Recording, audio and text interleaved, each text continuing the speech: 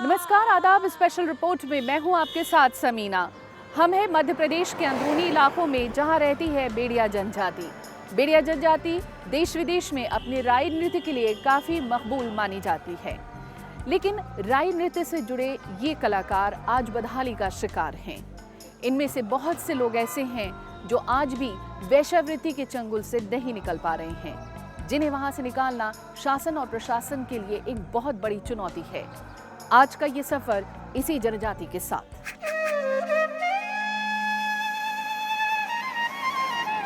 हिंदुस्तान के बीचों बीच बसा मध्य प्रदेश, यहाँ की आबो हवा में कला, साहित्य और संस्कृति की चाशनी देखते ही बनती है।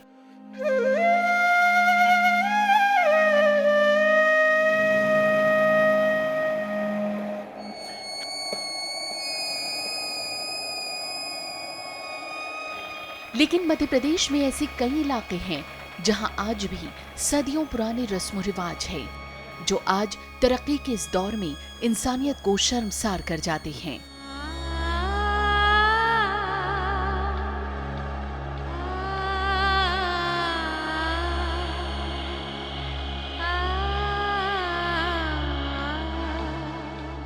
मध्य प्रदेश में मौजूद पथरिया, विदिशा, रायसेन, हबला, फतेहपुर, बिजावर जैसी ऐसी कई जगहें हैं जहां पर आज भी कई बेड़िया जाति के परिवारों की आय का जरिया उस परिवार की औरत से होता है, जिसे बाकायदा बेड़नी बनाया जाता है।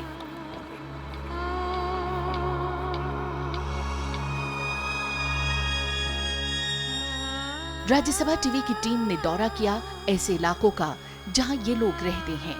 बहुत से ऐसे थे जिन्होंने खुलकर हमसे बात की। भीगी हुई आंखों का ये मंजर न मिलेगा, ये गांव छोड़ के न जाओ, ऐसा गांव न मिलेगा। और बेड़ियों पे कहानी मत रचिए आप लोग। हमारों का शोषण के अलावा उत्थान कहीं नहीं हुआ। यथार्थ में उन लोगों तक शासन पहुंचा ही नहीं, जिसको जरूरी है वहां पहुंचता ही नहीं।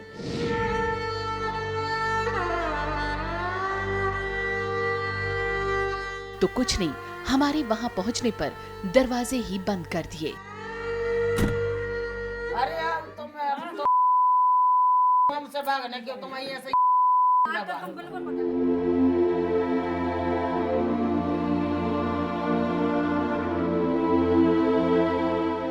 कुछ ने अपनी समस्याओं को लेकर हमसे बात की, लेकिन ज्यादातर जगहों पर हमें विरोध और गुस्से का सामना करना पड़ा।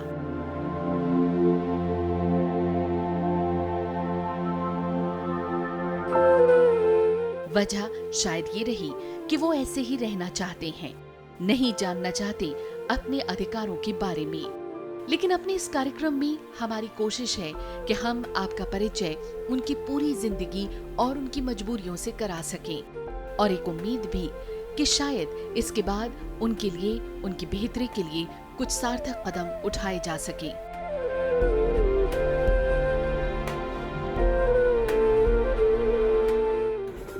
मध्य प्रदेश के बुंदेलखंड क्षेत्र में बेड़िया आदिवासी जनजाति में कई परंपराएं बरसों से प्रचलित हैं। यहाँ पर इन आदिवासियों को खूबसूरत राई नृत्य के लिए जाना जाता है।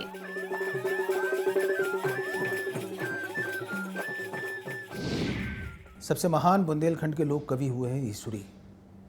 कहा जाता है कि उनकी सारी फाग है, उनकी फागों की जो नायिका हुआ करती थी रजऊ, वो भी एक बेड़नी थी, जिसको संबोधित करके ही उन्होंने विपुल साहित्य रचा है। और चौकड़िया फाग तो उनके नाम से ही जानी जाती है। तो वो बेड़नियों के साथ थे, लेकिन उनकी दृष्टि में कला थी। जो मनोरंजन के साधन हुआ करते थे उसमें प्रमुख साधन राई हुआ करता था। ये एक बहुत ही तीव्र गति का नृत्य है, जिसमें 2-3 बेड़नियाँ होती हैं और उसके बाद उनका पुरुष दल होता है। इसके इतिहास में जाएं तो ये गांव में मशालों को जलाकर उसके बीच में शुरुआत में किया जाता था।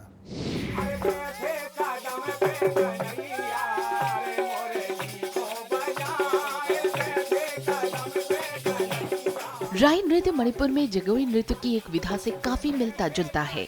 ऐसा माना जाता है कि राई शब्द राधिका से आया है। जिसमें राधा ही कृष्ण को रिझाने के लिए नृत्य करती है।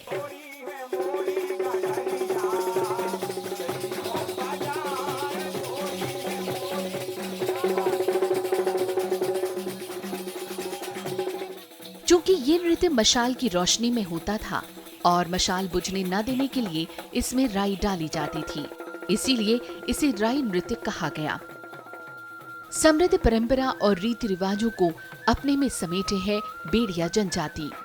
ये है सिक्के का एक पहलू और सिक्के का दूसरा पहलू बेहद दुखद है।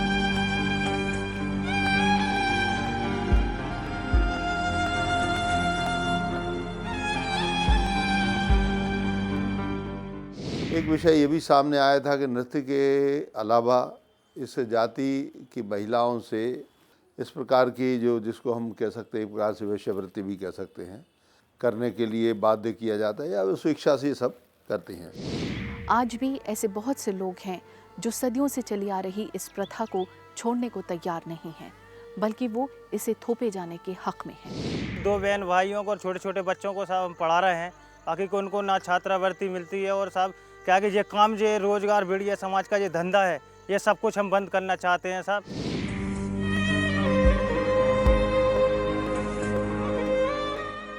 इस देश में आज भी सदियों पुरानी परंपराओं में जकड़ी एक ऐसी दुनिया मौजूद है जहां सदियों से महिलाओं के साथ अत्याचार, उनकी अस्मिता को तार-तार करने जैसी घटनाएं होती चली आ रही हैं। भोपाल से महज कुछ ही दूरी पर रायसेन और विदिशा का ये हाल तमाम दावों को धाराशायी कर जाता है और देखकर दिल और दिमाग ये सोचने पर मजबूर हो जाता है कि क्या किसी भी लिहाज से ये दुनिया विकास की आखिरी पायदान का भी हिस्सा नजर आती है।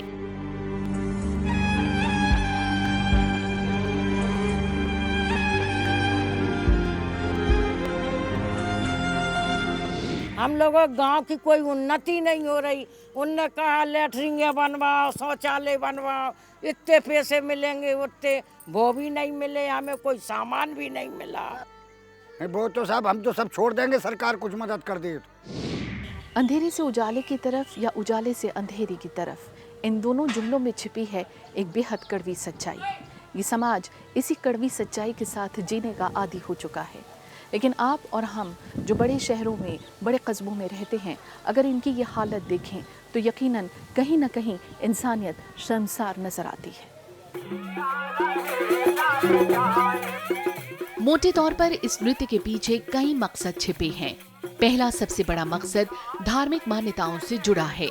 अशोकनगर जिले में मौजूद देश के एकमात्र सीता मंदिर में कई राज्यों में बसी इस जाति की महिलाएं आकर राई नृत्य करती हैं। इस नृत्य के जरिए बेड़िया जाति की लड़कियां अपने लिए वर तलाशती हैं।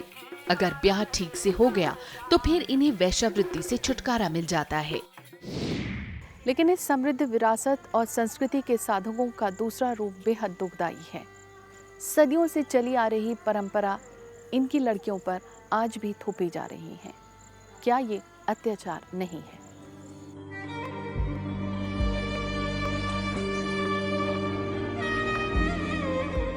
मध्य प्रदेश के बेड़िया समाज की पहचान दूसरों का मनोरंजन करने वाले समाज के तौर पर है। ये समाज नाच गाने से आगे बढ़कर देह व्यापार के कारोबार को अपने जाने जाने का साधन बना चुका है। जिंदगी की कड़वी सच्चाई रोंगटे खड़े कर देने वाली है।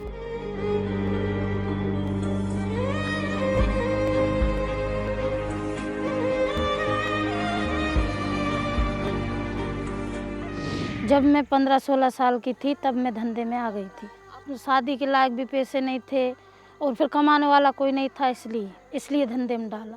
कहीं पे भी जाओ तो आदमी बुरी निगाहों से ही देखता है, कोई भी इज्जत नहीं करता हम लोगों की।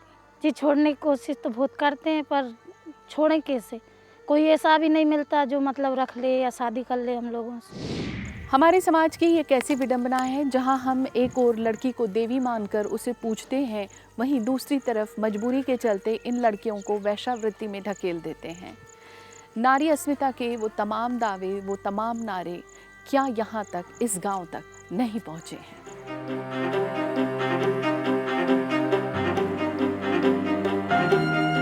इसकी एक बड़ी वजह गरीबी, बेरोजगारी के साथ अशिक्षा है। वहीं बहुत से लोगों का मानना है कि ये प्रथा चूंकि सदियों पुरानी है, इसलिए इसे एक परंपरा मान ये उसे किए जा रही है।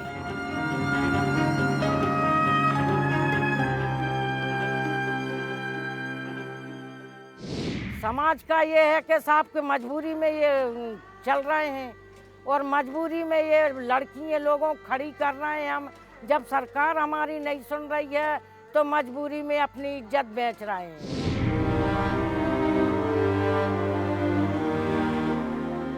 वहीं इन बेड़नियों के मन में ये भाव भी घर कर गया है कि उनके अपने समुदाय के पुरुष ना तो उनका सहारा बन पाते हैं और ना उन्हें सुरक्षित जीवन दे पाते हैं।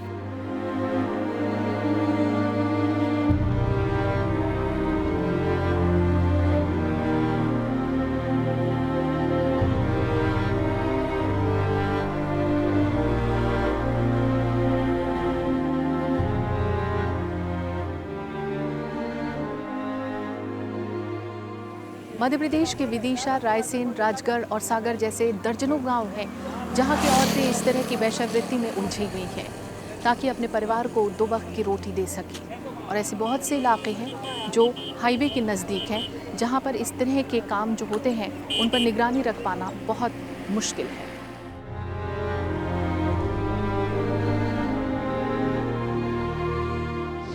बाप मैयू बाहर बैठे रहते हैं, आने वाला ग्राहक उनके सामने ही पैसे दे के अंदर चला जाता है। हम लोगों को क्या आएगा कि हमें शर्म उस जगह पे आती है कि आज आपने ही पैदा करी, आज आप ही उसकी कीमत अदा कर रही हो।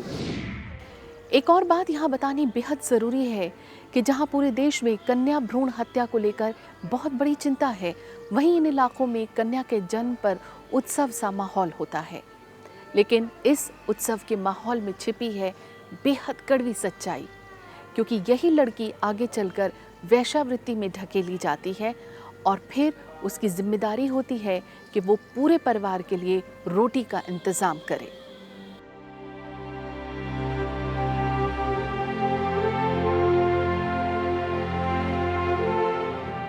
यहाँ ये बताना जरूरी हो जाता है कि कानून और प्रशासन की नाक के नीचे सब कुछ बड़ी आसानी से चल रहा है। इन तमाम गतिविधियों को रोकने के लिए खास कानून के तहत स्पेशल अफसरों की नियुक्ति की मुहिम जोर शोर से चलाई गई, लेकिन वो सब के सब कागजों तक सीमित रही।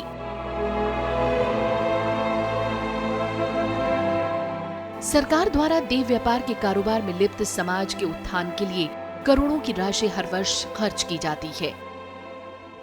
जो बाछड़ा और बेड़िया समुदाय के लोग हैं और कोई भी अनुसूचित जाति समाज का वर्ग है, उसके सबके लिए योजनाएं मध्य प्रदेश में संचालित हैं।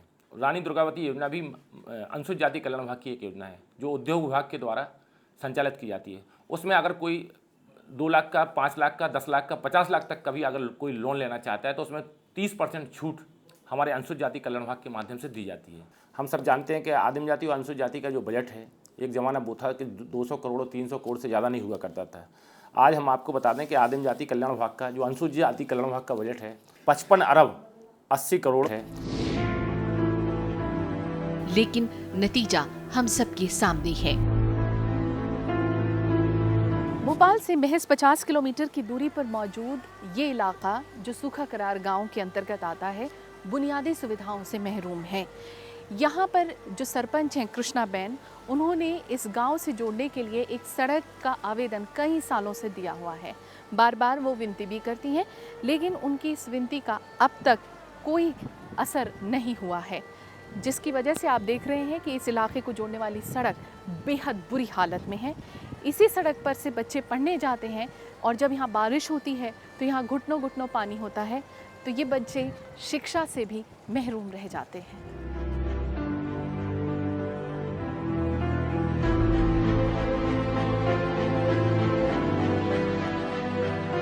सांची के नजदीक सूखा करार गांव में शाम होते ही यहाँ पर इस तरह की गतिविधियां बढ़ जाती हैं। ये अब आम सी बात हो चली है।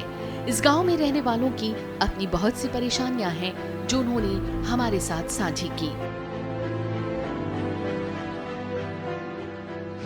आदिवासी मंत्रालय है बाकायदा राज्य सरकार का, जहां पर आपके लिए विभिन्न योजनाएं चलती हैं, आपको लोन देने जाने की बात की जाती है, आपके बच्चों को पढ़ाई के लिए पैसा दिए जाने की बात की जाती है। तो आप तक ये जागरूकता नहीं पहुंच रही है? नहीं पहुंची सर, हम इतना जानते नहीं हैं कि हम वहां तक पहुंच पाएँ, और ना हमको किसी ने बताया। इस गांव के लिए तो वो नफरत के हिसाब से देखते हैं। तो हम ये चाहते हैं कि जो ऊंचेर से और करार तक हमारी ये सड़क बन जाए, दूसरा एक आंगनबाड़ी है वो बन जाए, और इन महिलाओं के लिए रोजगार बड़ी है, पापड़ है, कुछ लोग किसानी भी कर सकते हैं।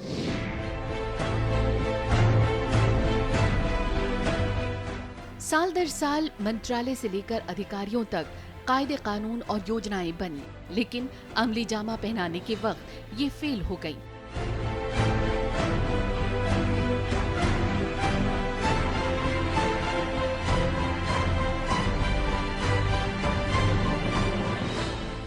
बहरहाल इन तमाम बातों के बाद एक बड़ी चिंता सामने आई और वो रही ट्रैफिकिंग की, लड़कियों की तस्करी की। इसमें भी इन जातियों की लड़कियों की खरीद फरोख्त बड़े पैमाने पर हुई। स्लोली जब डांसिंग प्रथा इनकी ख़त्म होते गई तो इन लोगों ने ट्रैफिकिंग पे पूरे अपने लड़कियों को इन्वॉल्व करना शुरू किया। नट कंजड़ बेड़िया कम्युनिटी के जो ट्रैफिकिंग रोका इसलिए नहीं जा पा रहा है क्योंकि ये बहुत ही हाईली ऑर्गेनाइज्ड है, पूरे कंट्री में इनकी नेटवर्क है, और नॉट ओनली पूरे कंट्री में, बेड़िया कम्युनिटी की पूरी इंटरनेशनल ट्रैफिकिंग जो बेड़िया कम्युनिटी करती है और ऑर्गेनाइज्ड इतने हैं कि इनके तक की कनेक्शन है। वहीं बेड़िया जाति और उसके देह व्यापार की प्रथा स्वास्थ्य विभाग के लिए एक बड़ी चिंता है, क्योंकि यहाँ एड्स के मामलों में लगातार बढ़ोतरी हो रही है। मुख्य जो चीज़, जो सारी चीज़ों का पिछले 5 साल से हम लोगों ने देखा कि जो एक चीज़ है जिसका इम्पैक्ट बहुत ज़्यादा होता है सेफ सेक्स के लिए, वो युगल मंगल केंद्र नेको ने, MP एड्स कंट्रोल सोसाइटी ने, UNAID ने जो वहाँ पर सर्विसेज प्रोविज़न कराए हैं, उससे एक तो उनको सेफ पॉइंट मिल जाता है किसी भी सूरत में, क्योंकि चोरी से करते हैं तो वहाँ ना तो संसाधन होते हैं उन लोगों के पास में, और चोरी से करने के लिए जो उनके साथ सेक्स करने के लिए आते हैं वो संसाधनों के अलावा भी उनके पास टाइम नहीं होता।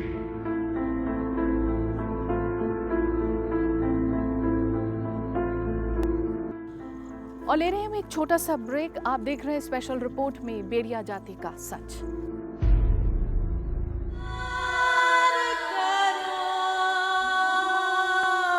और ब्रेक के बाद हम एक बार फिर हाजिर हैं। इस बार हम हैं मध्य प्रदेश के दौरे पर, जहां के अंदरूनी इलाकों में बेड़िया जनजाति के लोग रहते हैं जो राई नृत्य के लिए देश विदेश में मशहूर हैं। लेकिन आज की इस तारीख में भी वो बरसों पुरानी कुप्रथा वैश्यावृत्ति से निजात नहीं पा पाए हैं।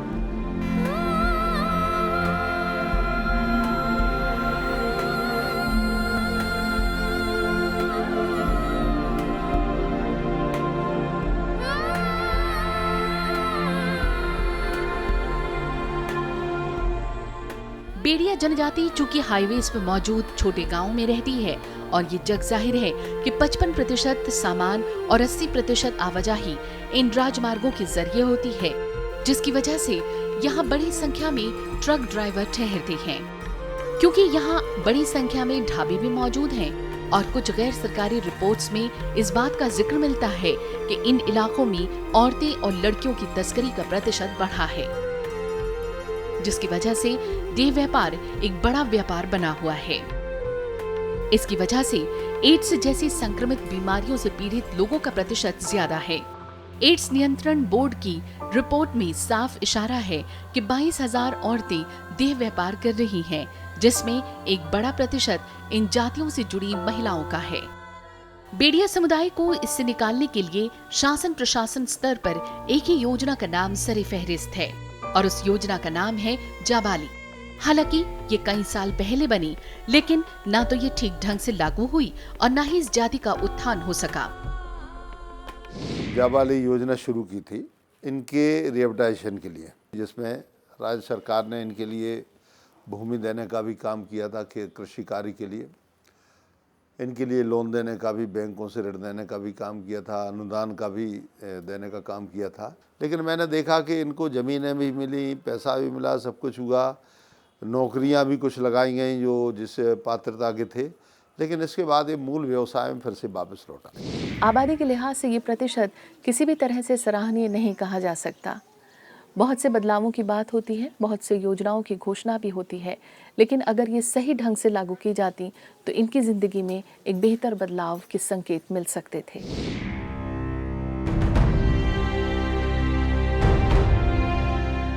आज की तारीख में भी रणगांव, बिजावर, पथरिया, सागर, रायसेन जैसे इलाकों पर बेड़िया जाति पर दुखों का पहाड़ टूटा हुआ है। ऐसा नहीं है कि यहाँ की महिलाएं इस गर्त से बाहर नहीं निकलना चाहती। समाज का संकुचित नजरिया और सरकार की नाकाफी कोशिशें इन्हें आगे आने से रोकती हैं। बेड़ियों से शादी करने वालों को मिलने वाली सहूलियतें महज कागजों तक ही सीमित रही। कुछ ने बहुत हिम्मत करके इस दलदल से निकलने की कोशिश भी की।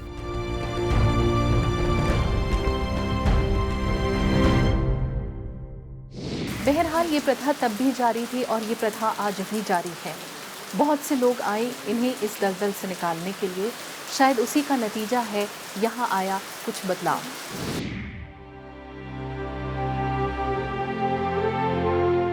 सागर का ये इलाका गवाह है कुछ बदलाव का भी। तभी ये कहा जा सकता है कि अगर शक्ति हो तो बड़ी से बड़ी चुनौती से निपटा जा सकता है। चंपाबेन एक उदाहरण रही जिन्होंने सागर के पथरिया को अपनी जिंदगी का एक अहम पड़ाव बना लिया और आखिरी वक्त तक उनके लिए काम करती रही।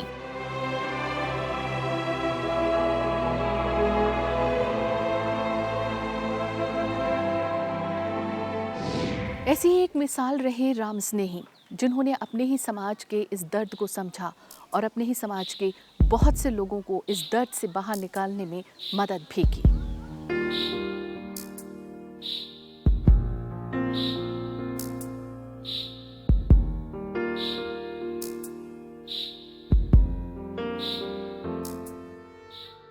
बहरहाल इन तमाम कोशिशों के बाद जहां एक तरफ इनकी हालत में कुछ सुधार दिखता है, वहीं दूसरी तरफ इनमें से बहुतों की हालत दयनीय है। बहुत से लोगों ने एक चेतना जगाने की कोशिश की, लेकिन वो किस हद तक सफल हुए ये कहना आज की तारीख में बहुत मुश्किल है, क्योंकि आज भी इनके समुदाय के बहुत से लोग इसी काम में लगे हुए हैं। इन समुदायों में सकारात्मक परिवर्तन लाने वाली संस्थाएं उंगलियों पर गिनी जा सकती हैं, लेकिन ये संस्थाएं भी धन के अभाव में जूझ रही हैं। क्या राज्य सरकार उन संगठनों के जरिए समाज के इन लोगों को मुख्य धारा में शामिल करने की योजना नहीं बना सकती?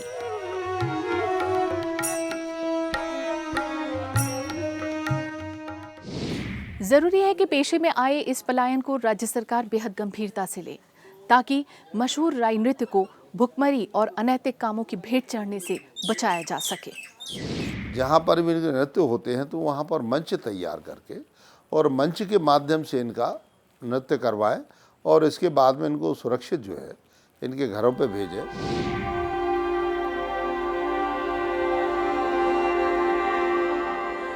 एक और बात काबिल जिक्र है कि जहां मध्य प्रदेश प्रशासन गरीब और असहाय परिवार की लड़कियों के विवाह के लिए बड़े आयोजन करता है, तो ऐसे में एक कोशिश बेड़िया समाज की लड़कियों के लिए भी होनी चाहिए, ताकि उन्हें इस धंधे से सही मायने में छुटकारा मिल सके।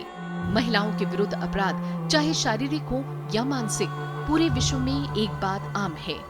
एमनेस्टी इंटरनेशनल की एक रिपोर्ट के मुताबिक दुनिया में हर 15 सेकंड में एक महिला जुल्म सितम का शिकार होती है और इसी तरह हर साल करीब 7 लाख महिलाओं को बलात्कार जैसे घृणित अपराध की उपजी पीड़ा झेलनी पड़ती है। जरूरत एक सच्ची कोशिश की। राज्य सरकार के साथ साथ स्वयंसेवी संस्थाएं और सरकार में बैठे जनप्रतिनिधि एक नई पहल के साथ इनकी जिंदगी में कुछ बदलाव ला सकते हैं।